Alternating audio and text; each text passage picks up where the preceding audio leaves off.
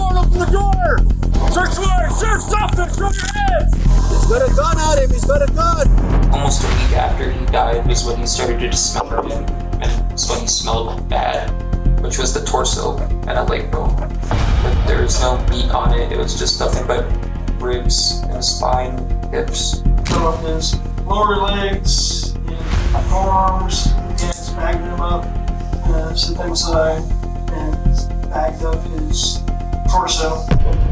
No, I've never been exactly had a normal sense of humanity. July 31st, 2025, Tres Piedras, New Mexico. 25-year-old Matthew McLaughlin's mother reported him missing after no one had heard from him in days. He was a veteran, quiet and dependable, not the type to vanish. But the last two people to see him alive already knew he wasn't coming back. Rainer Joyner and David DeGroat, Matthew's roommates and fellow veterans, were contacted on August 15th, 2025 and claimed to know nothing about Matthew's location. Less than 2 days later, the detectives pulled up to their home with search warrants, but no one could have expected the dark turn it was about to take.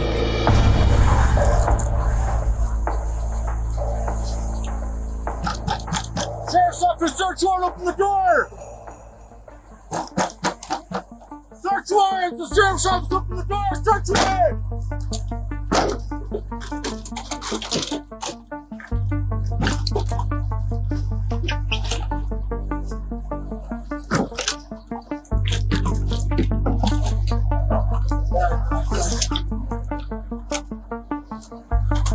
Search warrant! Sheriff's office! Show your hands! Open and empty! Got dead space left! It's tight, it's tight, it's tight. Dead space right. I'm gonna move left. Myers and Kevin, clear that left. I'll hold right here. On me. Over. There. Clear. Secondaries. Check everything.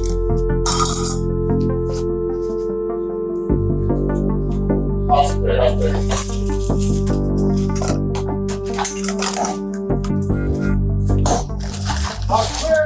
Clear. Clear.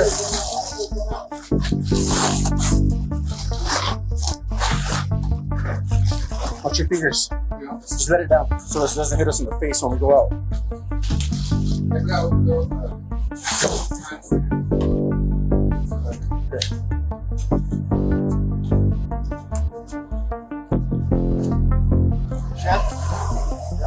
Clear this vehicle.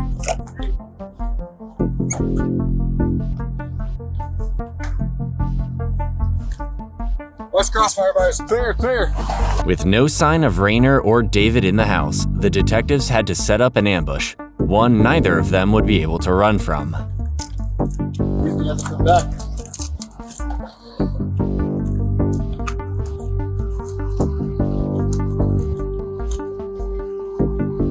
We got a small energy I'm gonna address real quick. You want to get your sniper rifle and get up top on the turret and jab that pepper? Okay.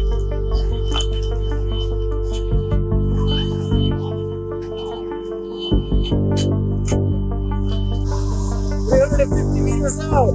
350 meters out.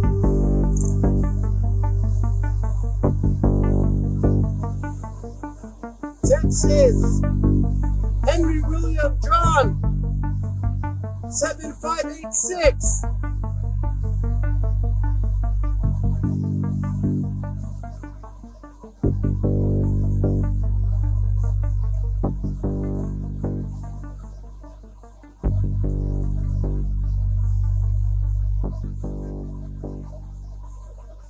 You run that plate. Henry William John, 7586 out of Texas.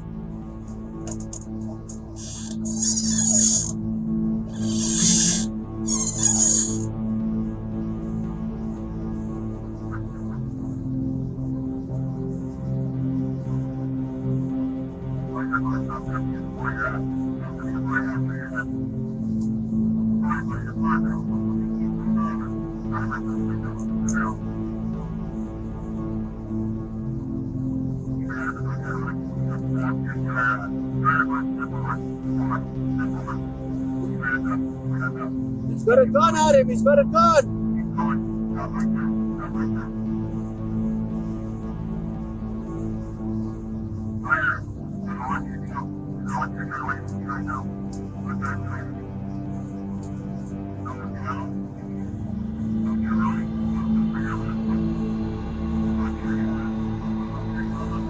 He's got a gun on his waistband!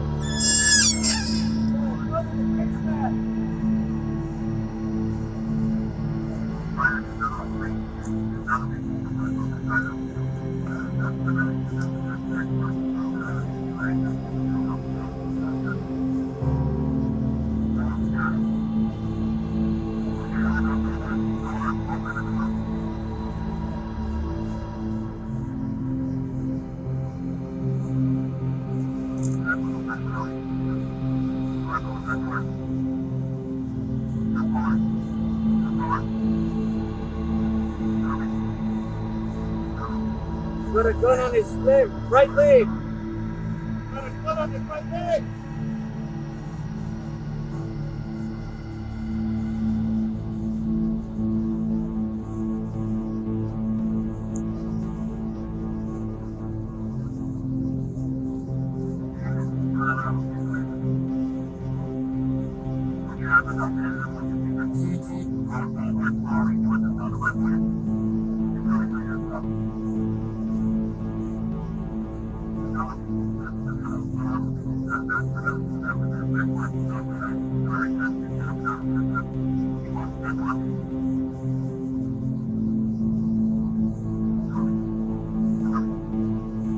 Both men were separated when they were brought to the station, and without each other's support, they cracked under pressure.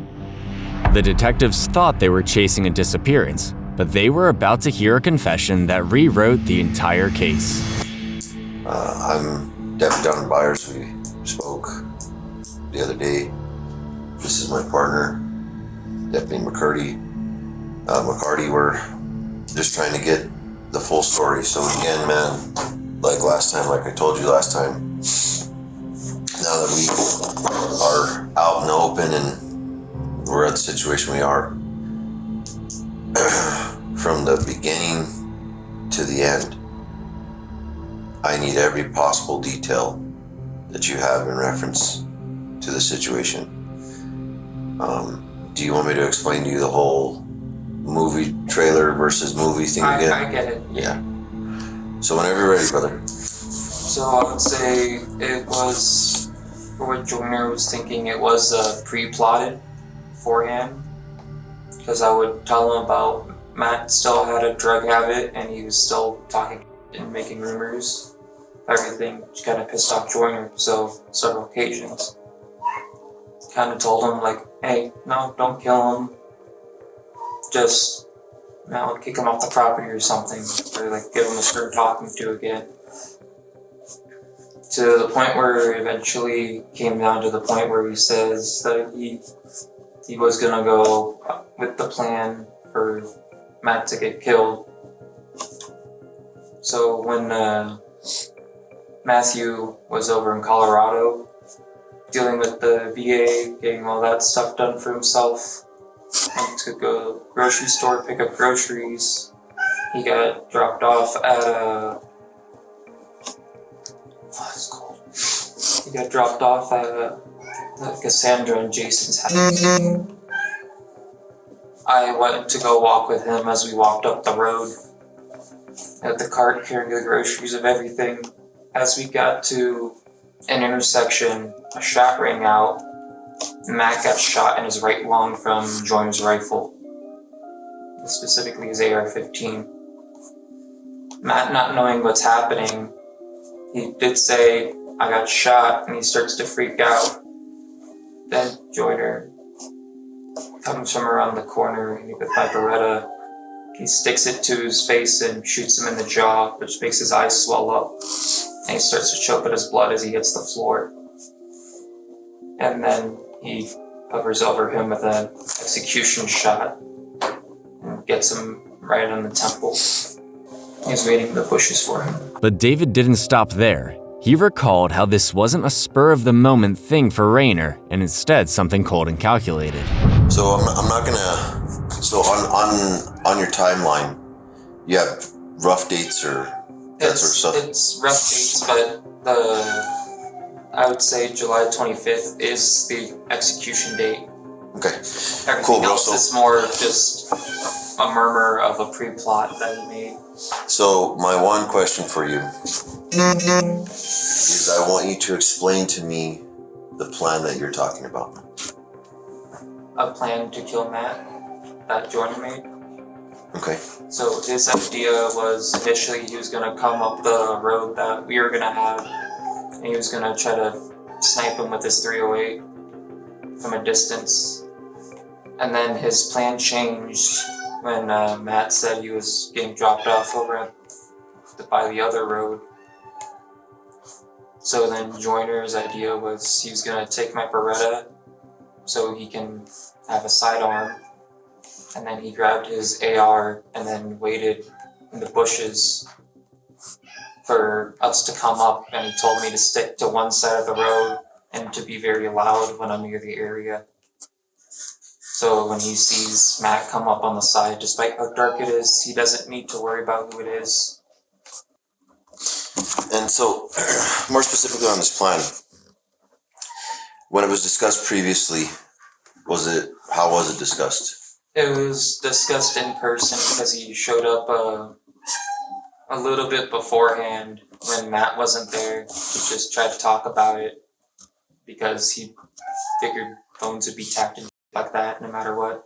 Was it earlier that day? He did show up earlier that day for when that did happen. He had his van parked all the way at the beginning of the road where you saw me and Joyner come up. He had his van parked all the way down there. He had me walk him up. He tried to plan it about what was going to go down, saw that his plan was going to work into the other one, and then that was the execution he made. He told me preemptively, he said, "You're going to help me with this. You're going to help me with this. You're not going to tell anyone, or I will kill you." Because then I would be knowing too much. You mentioned that you had convinced him not to kill him. I tried to beforehand several times. And it was that same day? No, that was a few days beforehand when like he brought like Jerome over and I told him what the situation and he's just like, "I'm gonna kill him." And I was just like, "Calm down, don't kill him." In Rayner's head, he was justified. I want you to explain to me in more detail the reasons that Rayner wanted to kill Matthew. He said it was more so because it was being disrespectful. He's being disrespectful, being slanderous, being nothing but a strung out junkie, going back to his old habits. So he felt like he was taking out the trash or getting rid of a rat. It was just nothing but more anger, I would say, about him. So, let's dive into the disrespect. What was so disrespectful that Rayner was angry with? So Matt would constantly be talking a lot of shit of saying like, "Oh, he doesn't know how it is out here. Here, we've been out here for 4 months. Hasn't been out here in 7 years. He doesn't show up in here anymore. This isn't his house. We don't have to listen to him." And then he would start talking about how, at least to other people, just making up of like, "Oh, he did this, this, and this in the army," of saying like he was hitting women and shit. Just referring to who? Joyner. Matthew referring to Joyner. But I at least know he didn't do that, but he kept trying to push an agenda to other people beforehand, which is why he pissed off Joyner. Describe to me why. Try and explain to me why Joyner is for lack of a better term, feels so territorial over you. Because he views me as his brother, like I said beforehand, because We both known each other for a long time in the military. We both of that. We had the same leadership. Both of our dads died, so we bonded over that. He has no other siblings left. So he claims me as like his younger brother. But he's usually very territorial about the people he knows. Explain what made you decide to participate in the murder of your friend. It was out of fear for my own safety because he also dropped me off at my house for Christmas before, so he knows where my family lives. And I know he would be the type of man to do it as well. Describe that. I know he's the kind of man, if he's angry enough, he'll just shoot someone just for talking shit. So if I became a loose end somehow and he found out that I was talking about it, I'm pretty sure I would get an end cap in it as well. Have the same fate as Matt. What makes you so fearful of Joyner? It's because I know he's capable of doing it. Just because he says it, it also means he can do it. Because he says beforehand that he has killed someone around the property before with his dad. It's just believable, at least. What role did you play in the body? He wanted me to hold the bags so he could dump the body parts in so he can make sure my DNA was on the bags as well. And how do you know that? Because it's what he told me. He said, you're going to join me or you're going to get the same thing as he did. So you're going to help me with this body if you like it or not. In all of this, David was right there, yet he sees himself as innocent. We know the two weapons that were used in the murder. What was used in the decapitation of your friend? The decapitation the weapon used was a sledgehammer with an axe head on it that he bought in the store specifically for that purpose. What was it bought from? I'm guessing Harbor Freight or something like that. So, before the execution of that plan, when you walked down to Matthew, why were you walking down to Matthew? To help him with the groceries. He wanted to see the puppy. His groceries usually need at least 2 people because the way he piled up on top, it usually tips over, so someone needs to hold on to it. And at that point in time, did you know that your friend was going to be shot? Yes. How did you know? Because when I was walking down, I know Joyner's still behind me with his rifle. I still know the plan was that he had set in motion was going to happen. But I didn't know what to think at the moment at the time. Kind of went numb for most of it. You mentioned that Joyner told you to be loud. Yes. Were you loud? I was loud when I was coming up to the area that he was. And what were you doing to be loud? Just talking to Matthew a little extra louder. Just kind of raising my voice or trying to make jokes. When Matthew was initially shot, how far away was Joyner? About from the door to, I'd say like the table in that corner. About that distance of him hiding in the bushes as it was dark outside. Almost no sunlight. It's about 12 yards. About so. Okay. You have anything else? What? You know what kind of AR you used? He has a Springfield Saint Victor. He may not have been the one to pull the trigger, but David was still involved. What came next were the most gruesome details these detectives had ever heard. So let me ask you this. I know you told me that Matt sat under the tree for a while. After he killed Matt, and then we he made me grab his things and put it in a bucket, a small bag that he had, Whose things? Matthew's things. Real quick, bro, I don't want to interrupt you, but when you're talking about somebody specific, can you mention their name? So that way I don't have to go back to it.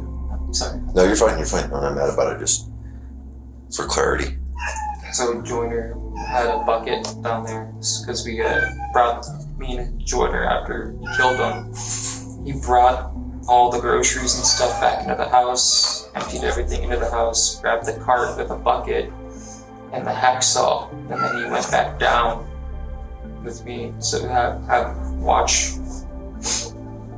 And then he grabbed his phones, his tablets, a small bag, his wallet, different personal things of personal identification to burn. Everything was getting put in that bucket. Then he had Joyner had me help him drag Matt behind the tree about like 200 feet past the road. And he went to go try to cut his leg with a hacksaw, but it didn't work. So he went to go put that in the bucket as well. And by the time me and Joyner got back to the house, he made a fire to burn out all of his belongings. Where's the hacksaw? It was melted in the bottom of the... Oh, so you guys had done... I went to go show them where it was. Okay.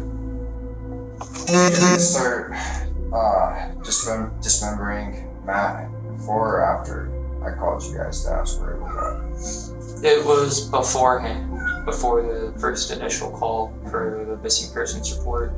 He already had no head and hands by that point. And then he had me hold the bag open, Joyner had me hold the bag open to put Matt's head and hands in the bag, and then put the bag in the bucket, and then he said he tossed it on the side of the ditch. What day did you guys start dismembering that body? I don't remember the day it was for dismembering. It was more just rough times of what it was, because it was almost a week before, almost a week after he died was when he started to dismember him, and it's when he smelled bad, started bloating. Okay, how long did it take you guys to dismember the body? He threw away the last piece around last week, which was the torso and a leg bone. But there was no meat on it, it was just nothing but ribs and spine, hips. All of this information came from the accomplice, not the one planning the attack. The detectives were hoping there was some way his version of events was false, something that would prove that Matt didn't die in vain. But Rayner's statement shook the most experienced detectives on the case. Starting from July 25 at roughly 1800, 7 p.m., I, Joyner Rayner, confronted Matt on the rightmost path leading to the house about 600 meters away. When confronting Matt, I asked him to explain why he was spreading rumors about me and bringing drugs, strangers over to the house. He, Matt in parentheses, said that I didn't come up there often enough, so it was basically his place. In a dark state of mind, I shot him with the Springfield Saint AR rifle I was carrying. After shooting him, I dragged his body to a tree 40 meters away on the left side of the road. July 26/27, I went to work. After work, I went to Harbor Freight and bought buckets. Not having what I felt I needed, I went to Tractor Supply. There I got trash bags and a splitter axe from there. I went to the land, going back to the tree to cut off his head and hands. After doing so, I bagged them, then placed them inside one of the buckets. I took that bucket in my work van to a drain ditch 4 to 5 miles up the road, dumping it in there. The next Wednesday night, I went to cut off the legs and arms I found that wildlife had gotten him, so I cut off his forearm and legs below the knee, bagged them. Then I was able to rip out his upper leg bone from his hip sockets, bagging them with some of his clothes. Oh, I believe you're trying to say finally, but it's spelled final. I bagged his torso, throwing it all in a drain ditch 7 to 6 miles up. Anything else or something? It's just like running through the timeline. July 25, confronted Matt, 1800. 40 minutes later, killed him. July 26th, 27th, cut off his head and hands. Dump him. July 30th, 31st, cut off lower legs, forearms, ripped out upper legs, bagged it, and torso, dumped them. He didn't hesitate, laying it all out there in extreme detail. All right, brother. Obviously, we're here for the missing person that turned into a homicide case of Matthew McLaughlin. You're not free to leave at this point. You know that. I read your Miranda warnings. I told you Miranda warnings. If there's anything you want to add to your statement, let me know. I'll get to speak when you can. But basically, for right now, from beginning to end, both the beginning being when all this stuff first started kicking off. Yeah, we're at right now with us. What took place? Just describe and explain to us the entire situation with Matthew. Let's see. So, everything I told you last time we spoke about like him spreading rumors and all that wasn't a lie, that was all factual. Really, the only thing that changed from what I told you last time and me confessing was basically just the fact that when I confronted him, I didn't let him walk away, I shot him. So everything was pretty much the same. Like I said, he was spreading rumors, he was bringing drugs, he was bringing strangers. Then I confronted him, I got pissed off and decided you're not gonna give me the chance to again. And so I shot him. Then from there, after shooting him, like I said in my statement, I dragged his body to a tree. Next day, went to work. Everything was normal. After work, I went to Harbor Freight, picked up a few buckets. I only used one. And when they didn't know what I was looking for, I went to Harbor Freight, ended up deciding the best tool to use would be the splitter axe, and also bought some bags, 33-gallon trash bags. From there, went back up to the land, back up to that spot, cut off his head and hands, bagged them up, put them in the Harbor Freight bucket, drove back down the mountain about 4 or 5 miles, found a deep drainage ditch, threw the bucket down there. That next Wednesday, which I think was about the 30th, 31st, Wednesday going into Thursday was my next time off. Next day off, so I went back up there Wednesday night, late Wednesday night, found the animals that already started to expedite the process, cut off his lower legs and forearms, again, bagged them up, set them aside, and bagged up his torso. Took it all back down, went to another drainage ditch that was further up, about 6 to 7 miles up the road. From there, you guys interviewed me a few days, sometime after that. It's around, August 16th, 15th, 16th, I believe. Not a whole lot of interaction. The family member, David, they occasionally reached out to me. I didn't know what happened. I told them I didn't know where he went. I didn't know what happened. I will add that this time, now that everything's only open, there was someone that did try and reach out to me, and someone that reached out to David that said they were a friend of the family that, you know, clearly I'm the one who killed Matt. They were still suspicious because they kept like bugging about it, but when David talked to Matt's older brother who was in the Marine Corps, he had no clue who the dude was. He's like, I've never heard of anyone by this name or anything like that. That person's been calling us on and over again. I usually just don't answer. But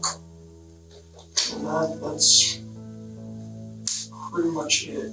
Raynor thought that in some way it was Matt's fault, like he had an escape, but he didn't take it. I have a few questions for you, bro. What was your describe to me as much detail as you can. Your what made you make the decision to kill Matthew? Honestly, it wasn't a hard decision to reach for me. I'd already given him, you know, what I consider plenty of warnings before to deal with it, to, you know, and I take that very seriously. You know, it's like I'll give you a chance, I'll give you a chance, I'll give you a chance, I'm not gonna give you another chance. Okay, and what do you mean by warnings? I'd gone up there before, like I told you guys already, and I told your opinion. I'd gone up there before, it never was violent, like, he acted like everything was fine. I'd gone up there, I don't know, that was not quite, a little less than a month before this all happened. I'd gone up there before because everything was like starting to act strange and starting to like spread rumors. Then I gone up there, I confronted him, and we had a very civil conversation, you know. And he's like, okay, cool, I'm sorry, man. He's like, you know, won't happen anymore, whatever. And so I was like, okay, cool. You know, I spent the night there, and then he went to work. I went back to his house, and I had also tried to call him before, about a week before this all happened, more or less. We'd also met at Walmart, because we happened to be there, and I talked to him and said, hey, you're still, you know, still kind of slipping up, what the fuck? He's like, oh, it's, you know, I'm just, it's like, oh, it's fine, man, it's fine, I'm just, you know, work stressful. It's like, okay, I get that, I understand. Work stressful, but, yeah. It's like, can't go back to what you were before freaking, you know, before all this. You know, like we talked about when you were still up on my land and you had me in touch and you were asking for it. And so it's like, you know, I told you that he was already had a bad past, and it's like, I figured, you know, your chance up here, I did keep you isn't great, but you know, still do keep to yourself and you won't have problems with anyone. And he, I don't know, he kept up. He just kept up, and I was just tired of it. I put up with that shit. I don't regret what I did, is what I'm saying. At the end of the day, I don't regret what I did. That wasn't the same dude I started with, like I said before. And why don't you regret it? Truth be told, I've never been exactly had a normal sense of, I guess, a normal sense of humanity. I don't know how else to put that. I've always kind of been the odd one out when it comes to like that. I've always been the first one to just say it's like, you know, well, you can always deal with there's only one way to deal with a problem permanently. When I was in the army, and I was going through OSIT, my first one actually had, my first one at the time actually forced me to go to behavioral health and talk to a counselor because I didn't deal with kids in a normal way. So, let's do this. let's go to the confrontation. That confrontation, I want you to describe it to me. The one that led to his death on the 25th. I want you to describe to me exactly what happened, where you were at, what weapons you used, and how that transpired, and where David was in relations to that. David was still in my house. I had my Springfield airsoft on me, and then I had my rifle, my Springfield Saint on me. I met him on the road because he had texted David that's like, oh, I'm coming up from Brett's house, which is the dude that I was telling you about that lives in the trailer somewhere down there.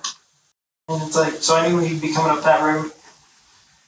I waited for him out there at that crossroads, started walking towards him, and I saw him, and talked to him, told him, like I said, like, hey man, what's with the rumors, what's with the you trying to say this, and this about me? It's like, and you bringing strangers over and drugging at me. And he said, it's like, well, you don't come up here, you don't live here, it's basically my place. And I said, well, no, it's not your place. It's my place, and half you use that I bought, I made sure you guys had so you would have to live up here. This is how you want to repay. This is how you want to match. And he, I don't honestly remember because I just was. Hey, Sarge, I'll call you back after this interview. All right, bye.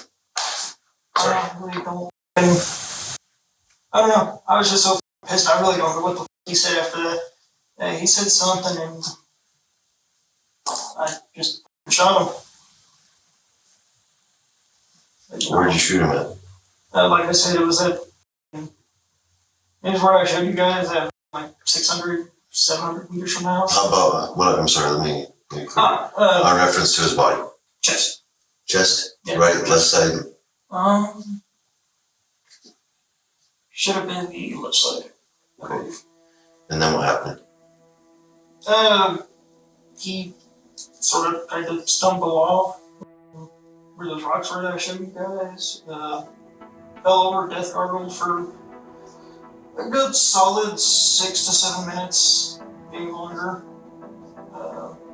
David saw himself as innocent in the initial crime, like his only wrongdoing was not speaking up in the 2 weeks Matt was missing, but Rayner's statement doesn't paint him as an innocent man. Remember, brother, honesty is the best policy at this point in time, right?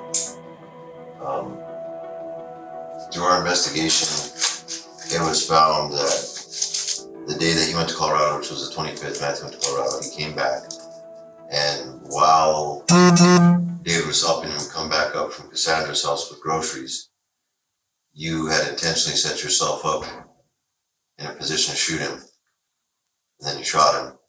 Then you went up to him and you shot him 2 more times to finish the job. Can you explain that to me? Yeah, I can.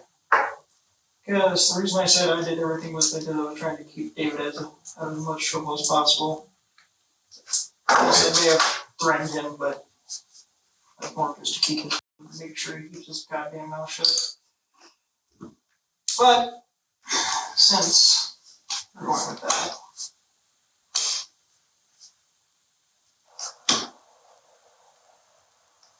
I'm listening, brother. Since we're going with that, fine. What happened was, yes, it was with the AR still. It was still in the chest, it was on the right side. I was,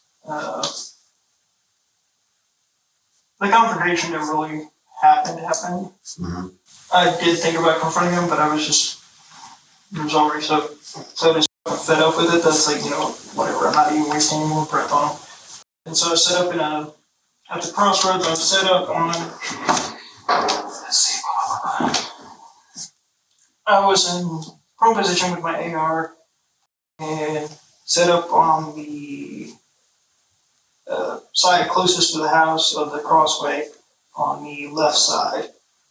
Saw him come up the hill and with David, made sure it was him and not David. Behind was I was here, David was here. I made sure it was circumstantial by that point because he had turned around to deal with the cart. Because the cart we used had tipped over, I lined on my shot and it still would have been left side, I think. Hold on, let me think about it. Actually, right side. Yeah, right side. Right side shot him through the back of the chest, hitting his right lung. And then what happened? I did pretty much the same thing. He practiced simple pay, death gargle, and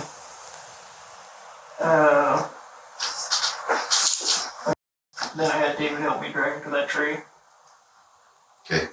At one point, did the extra 2 gunshots come in? That was while I was after shooting him in the chest. I ran out and shot him in the head twice. I originally only planned to shoot him once, but because he was, going through death spasms, he moved. So the first one just hit his jawbone. So the second one, I made sure to line up and hit him in the temple. Okay, so then you guys drag him to the tree and what happens?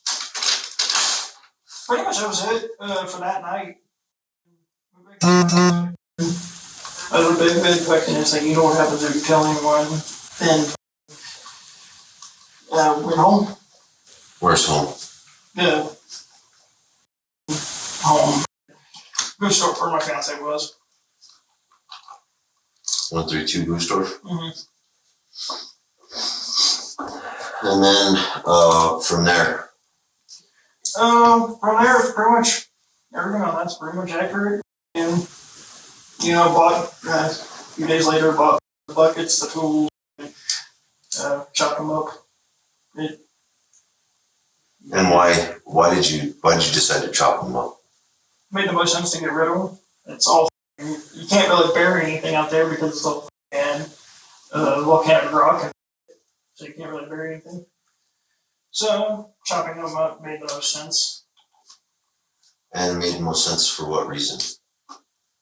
Just easy disposal. And why were you trying to dispose of his body? Because I killed him. There was no ulterior motive there other than the fact that I killed him, and disposing of him seemed like the best course of action. How many times did you discuss the plan to kill Matthew with David? I have information that these discussions happened quite a few times, and you'd actually initially planned to hit him with a 308. But David managed to talk you out of it for a couple of weeks before you ended up kind of forcing David into this situation and doing all this stuff. Basically, you're going to help me or else.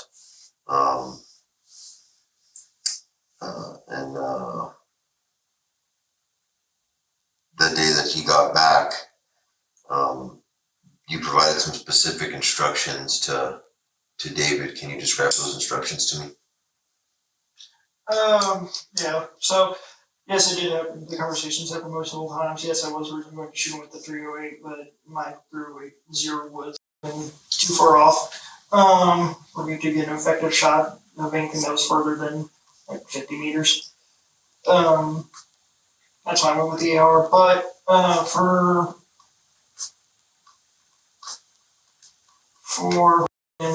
those specific instructions, it was pretty much just to text me when he was going to be coming up, and I told David, it's like, hey, make sure you're, I'll be here, I'll be on this side of the road, this side of the road I just told you about. It's like, make sure you're on the opposite side of that, and because I love animals more than humans, I told him, make sure you have the puppy, and the puppy is like,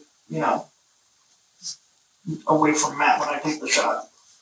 What assistance did he provide you in disposing of that body? I made him hold the bag. What for? Just because it was easier. Well, it wasn't, ulterior motives to scare him or anything like that. It was just easier to have hold the bag while I did the dirty work.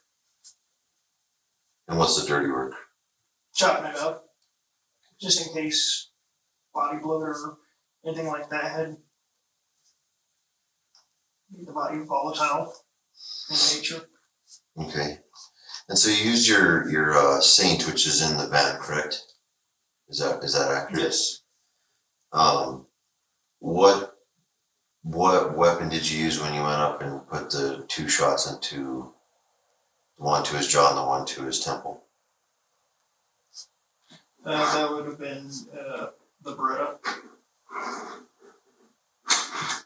David's brother? Mhm. So, Brother White, this is where we're going to have we're going to figure something out. I have information that you had this situation planned out for weeks, and it's from an extremely reliable source. It describes that you guys were going through stuff for, you and Matt were going through problems for weeks, and that David had even talked you out of murdering him on several different occasions. What's that about?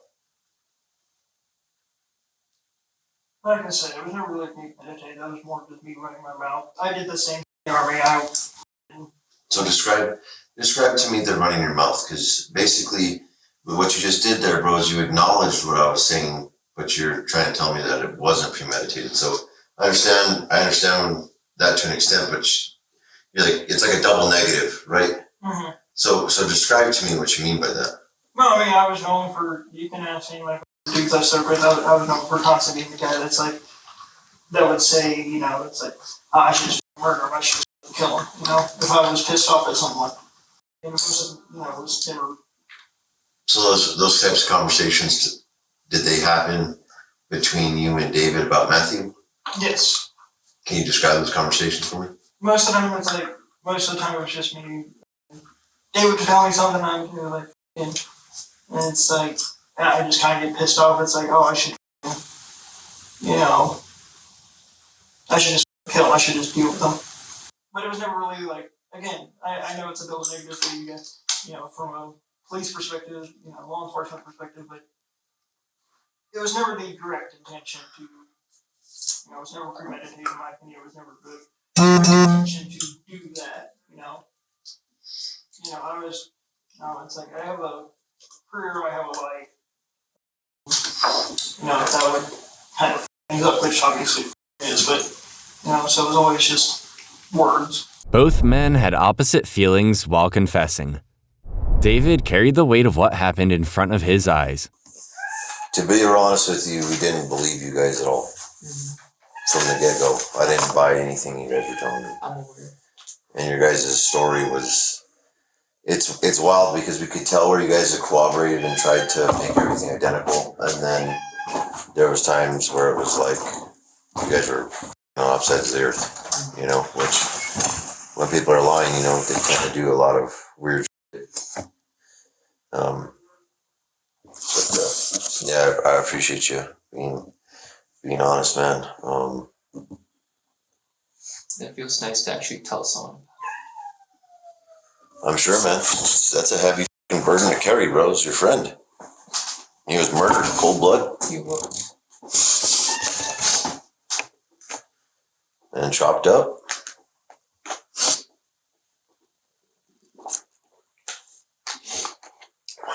By what it sounds like, by people that he really trusted. According to his mom, he talked very highly about you guys. He did. At least me. Because he told his mom he looked at me as a little brother as well. He wanted to protect you. It's true. It's an accurate statement. So, are you done? At this time, man, we're going to conclude this interview. What's going to happen from here? Go inside. We're going to switch you places with the joiner. You're going to have to sit around while we do some more interviews. It's more investigating. You're going to be facing some pretty heavy charges. You'll get a copy of your arrest warrant when we complete it. And you'll be housed in the Taos County Adult Detention Center. But Rayner went as far as to justify his actions, like he knew the root cause of all of this. If he's got one for you. Okay. And then, just going back, man, and look, like, it's okay if you don't want to talk about this. I just trying to piece this together so it makes a little more sense going back. Like you said you're the one that's left out, like, the one that I guess you think different. What do you think made you like that, or did you think you were like that? Like, growing up, was it weird? Wasn't weird. I'll say. Well, let's see. Before joining the military, I have lived in 23 states because we were chronically homeless, moving around from state to state. My mother's a psychological liar who always made shit up, always made life hard. My dad was... I love that man. I loved him dearly. But he sometimes wasn't the best role model because he himself had a lot of... Being an old GWA vet, I think he had a lot of PTSD and trauma from that he never dealt with. Mm-hmm. I remember multiple times, me and him would be sharing a drink, and I remember one of the stories that always stuck out to me was like his two things he told me was, he told me about when he was a sniper with the Rangers and shooting some 16-year-old Afghani kid. And then his second thing was, it's like, well, kid, well, son, it's like, you join the army, you get deployed, blah, blah. It's like, they're going to tell you combat's hell, they're going to tell you, all this. And shit, but it's like, he looked me dead in the eye and said, it's like, son, you're like me. You're going to like killing. You're going to find it easy. But shit, I guess he's not wrong. So. Have you ever killed anybody else? No. This is your first time ever murdering somebody? Yes. I've come close a few times. So what you were just talking about there, about your dad saying that you were going to like killing, and you said that you agreed with it. Can you elaborate on that? I don't know. Yeah, I guess like ain't quite the right word per se, but it wasn't hard. It wasn't, a little less than 3 pounds of pressure on a trigger. Took me like maybe 2 seconds to run up with that pistol and dome in the head. It wasn't, I won't say light per se, but it was an adrenaline rush. It wasn't hard to do at all. Understandable, bro. Understandable. I shouldn't say understandable, but I get what you're trying to say there. I really don't think we should have anything else for you. You have any questions for us, man? No. What the process is going to be from here, bro, is take you in there. Like I promised you, I'll let you talk to your fiance. You guys can hang out for a few minutes. Obviously, it's going to be in there, so nothing inappropriate. Yeah, obviously. I have to say it, though. I have to say it, you know what I'm saying? Yeah. You're going to be taken over to Taos County Adult Detention Facility for housing. You'll receive a copy of your arrest warrant when it's completed and signed by a judge. Okay. And then you'll be in jail until you hear your court date, more than likely. Okay. We appreciate your cooperation. Other than that, it's, you got a long road ahead of you. Yeah. And there's not a way to sugarcoat that for you. It's a long road. If other things come to your mind, you want to talk, just let them know that it's about a homicide and you've got to talk to Deputy Byers or Deputy McCarty about it. And one of those guys will get a hold of us and we'll talk to you and go from there. The detectives were able to get enough evidence for a warrant on Rayner and David, but they hadn't located a body. By the time the men were arrested, there was no body to discover, only bones. Scattered bones. If they weren't found, the men could present a case in court fighting for their innocence. But things didn't get that far. Rayner offered to take the detectives to every location he dumped Matt's remains at. How comfortable do you feel? Nah, you know what? You're good. You're good. Just communicate with me through here. Okay. Guide me. I'm gonna sit in the front. Just guide us to where we need to go. Okay. Okay. Okay. Appreciate you, bro. Yeah. All I can tell you is, me and my partner are the ones in charge of this. The fact that you're taking us to recover his body, the fact that you came clean and were honest, I'm gonna ensure that that's reflected with the district attorney. Okay? Understood. I can promise you that I'll do that for you. Understood. Okay? All right, brother. Let's go. Let's go get this man so that way we can lay him to rest, okay? Yeah. What started as a missing person report ended as a confession of planned brutality. Two soldiers who once served beside Matthew turned their weapons on him. Rayner Joyner faces first-degree murder, conspiracy, tampering with evidence, abuse of a corpse, and unlawful disposal of a body. David DeGroat is charged with conspiracy, accessory to murder, tampering, and abuse of a corpse. If convicted, both men face decades behind bars, potentially life.